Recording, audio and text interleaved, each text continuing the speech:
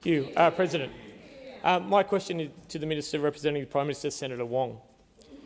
I refer you to the answers you gave regarding the secret government modelling in a document titled Estimated Impacts of CFPS and Associated Coal Mine Closures, dated October 2020, which details almost 800 job losses in the Hunter Valley alone associated with government policies and the closure of mines. In April this year, the now Prime Minister, when visiting the Hunter Valley mining communities, was quoted by the Newcastle Herald under the heading, "Anthony Albanese guarantees no jobs will be lost on the road to net zero." Can the Minister advise if the Prime Minister stands by his guarantees? Good question. Thank you, Senator Cadell. Minister. I thank the senator for his question, and I did have the opportunity to follow up some of what he asked yesterday overnight, and I'm advised that the closures he in fact talked about were announced under your government. They were announced under your government. So I do find it somewhat passing strange that you try and make political mileage, as you are doing, and you did yesterday, about a closure that was actually flagged under you. Now, that's probably a fact I should have been aware of, and I'm grateful to my colleagues and to the departments for letting me know that, but these are closures that were flagged under the former coalition government. Obviously, we are working with the New South Wales government, which I note has a 50% emissions reduction target by 2030. So I look forward to your criticism of them, if that is in fact the way you want to approach this, to ensure the Hunter and other regions benefit from new jobs and opportunities in clean energy. And one of the differences between those on that side and those on this side of the chamber is that we want to look after workers. We want to look after workers. We're a movement and a party that has workers at our core. Senator Davey. I know it's hard Senator for those McKenzie. who spend so much of their time arguing against pay increases and telling us the sky's going to fall in if there's a $1 pay increase, and saying we can't afford to give aged care workers or those on the minimum wage an increase. But those on this side understand there is a transition that is occurring and will occur as a consequence of what is happening in global markets, as well as what is being committed to, I think, by both sides of government. Davey. So the difference between you and us is that we will ensure that there is a transition that is about employment. Senator Cadell, first supplementary. Thank you, Madam President. Thank you for that. In the same Newcastle Herald article, when referencing the Prime Minister's guarantee, the Prime Minister is quoted saying this wasn't about policies, but I quote, "Not only can we guarantee it, our modelling guarantees it." Does the Prime Minister stand by Labor Party's pre-election modelling, or does he accept the official government modelling that says Labor's policies in the Hunter will cause 800 job losses? Good question. Thank you, Senator Cadell. Minister. Well, I again remind those opposite that the closures that are referenced were announced under you.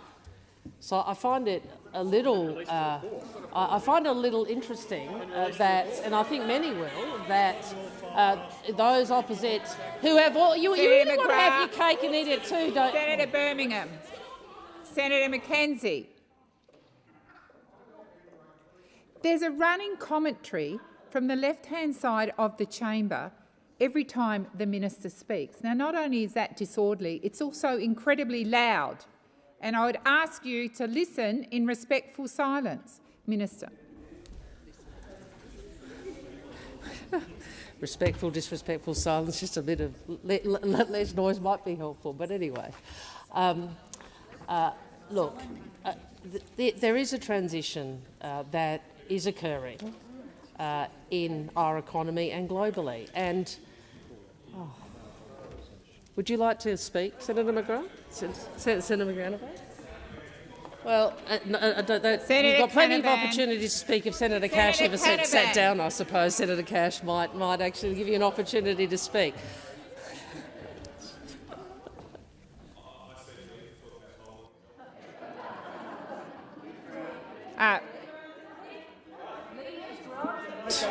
Leave is granted. You use up. Order.